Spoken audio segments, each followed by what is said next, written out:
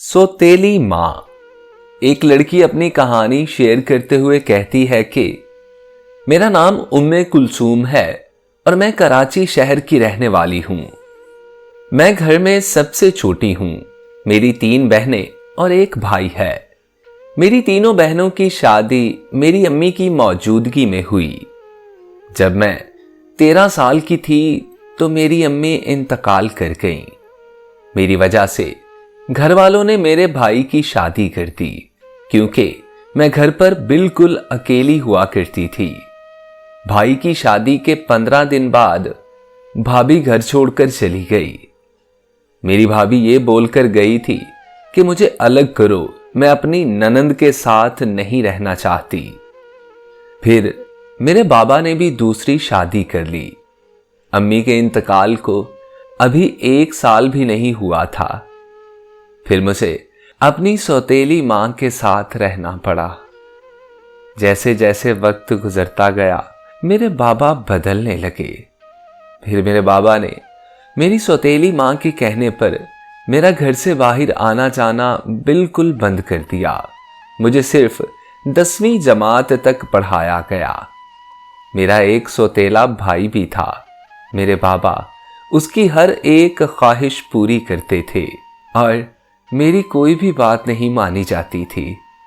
और फिर आहिस्ता आहिस्ता मेरी सौतेली मां ने मेरे बाबा के दिल में मेरे लिए बहुत ज्यादा नफरत भर दी। मेरी सौतेली मां मुझ पर जुल्म करती और मुझसे घर का सारा काम करवाती। अपनी सौतेली मां का जुल्म और घर की परेशानी की वजह से मैं बीमार होने लगी। मैं नफ्सियाती मरीजा बन गई और बहुत उदास रहने लगी। फिर 7 साल बाद मेरी बहन हमारे घर आई। मेरी बहन से मेरी ये हालत देखी ना गई। वो मेरे बाबा के साथ झगड़ा करके मुझे अपने साथ ले गई और मुझे एक जॉब पर लगवा दिया। अब मैं जॉब करती हूँ और अपना खर्चा खुद उठाती हूँ। मेरी सौतेली माँ मुझे खाने को कुछ नहीं देती। कुछ महीनों बाद ही मेरे बाबा मेरी शादी कर रहे हैं। आप सब दोस्तों से गुजारिश है कि मेरे लिए दुआ कीजिए कि आने वाला कल मेरे लिए अच्छा हो, क्योंकि मेरी सौतेली माँ या मेरे बाबा तो मुझे पूछते तक नहीं।